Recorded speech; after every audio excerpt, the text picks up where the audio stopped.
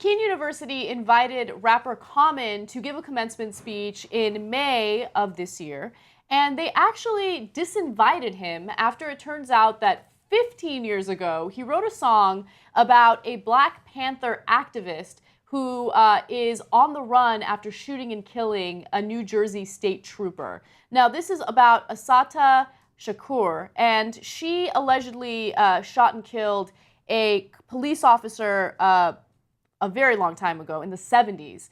And after that happened, she was convicted of murdering him, and then she was sent to prison where she escaped. Now, she fled to Cuba, where she's currently living today, and the U.S. is trying to extradite her back to the United States in order to try her and put her back in prison.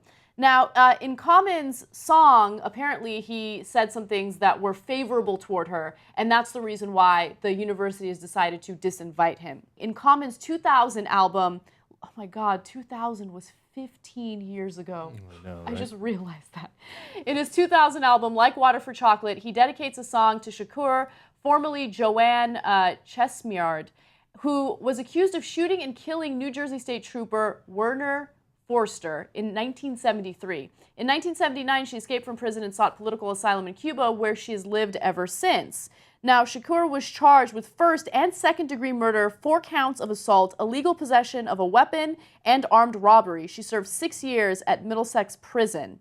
Now, if you want some examples of what the lyrics to his song say, he wrote, "Who shot the trooper?" They asked her. "Put mace in her eyes, threatened to blast her." And another example, a cell, 1 cot, no window, facing hell, put in the basement of a prison with all males. Okay. I was expecting lyrics that were far more outrageous. You know, like, so he's saying that she got mistreated after she was arrested. He's at least implying that in the song. Mm-hmm. Okay, now that could be true. It could be a horrible tragedy that he was shot, and not good that she was mistreated after she was in prison. I don't know if that's the case. I don't know anything about the story. And the part of the story I'm most amazed by is that she escaped from prison. I know. I think that's incredible. Not only escaped from prison. Made it all the way to Cuba. How did that happen? It wasn't like that it is today. Like today, now they track the hell out of you. You know, they'll bring down the Bolivian president's plane to catch you. But back then, the grid wasn't like this. You could actually escape.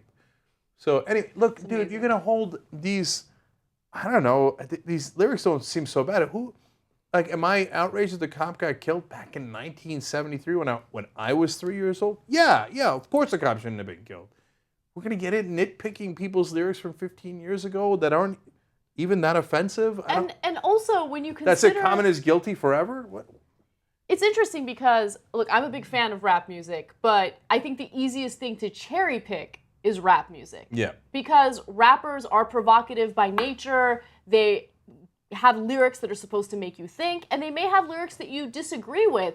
But the interesting thing is, does it make sense to stop speech that doesn't agree with your own, right? And in this case, the university is doing it not because they're afraid of the speech, but because they're afraid of any type of retaliation from other groups of people. So let me give you an example of that.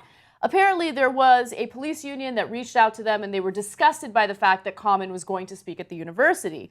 Apparently, the State Troopers Fraternal Association of New Jersey released a statement, and here's what they said. The young, impressionable people who read the revisionist history of Trooper Foerster's murder and hear these lyrics are getting a very dangerous and deadly message.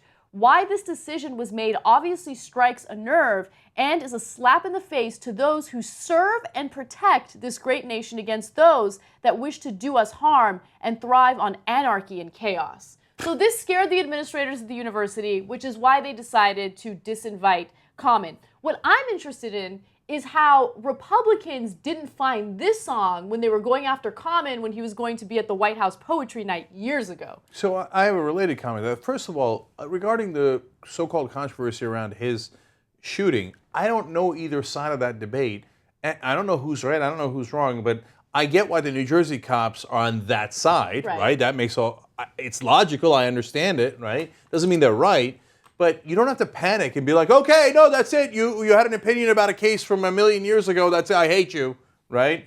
And secondly, to your White House point, that's exactly where I was going to go. Common is constantly targeted. Constantly. Right? Like, he goes to the White House, all of a sudden everybody's head explodes. Fox News, oh, Common is a rapper, he's a rapper. There's a million rappers who go to a million things, and nobody ever says anything. Common goes, and all of a sudden he's like a thug rapper or something. He's an actor, and then he was, in Selma, and they won the Oscar for the best song. It was an amazing rendition. Afterwards, attacked. I mean, what can he do where he doesn't get attacked? I don't know why they're picking on him out of all the people. I'm sure that they're generically against rappers. In this case, the New Jersey cops have a particular beef. I get that part of it. But time and time again, they go after Common. I don't know what it is that gets under their skin about Common. I really don't understand what it is either. And it's not like he's going to go in front of the students and be like, all right, I'm going to give your commencement speech in a second. But first, let me talk to you a little bit about Shakur back in the 1970s, okay? I don't think that she really did this. And he's not going to give you pro-Shakur propaganda. It has nothing to do with anything. Now, this whole idea of they're going to smear people and hold it against them in perpetuity, whatever that smear was, it's outrageous, man. And it's funny because guys like O'Reilly say, when people point out his obvious, preposterous lies, he says they're smear merchants, right? It's a usual class of projection by conservatives. Because what do? Their go-to move is smear them. You got to go back to 1973 to smear them? Who cares? Smear them.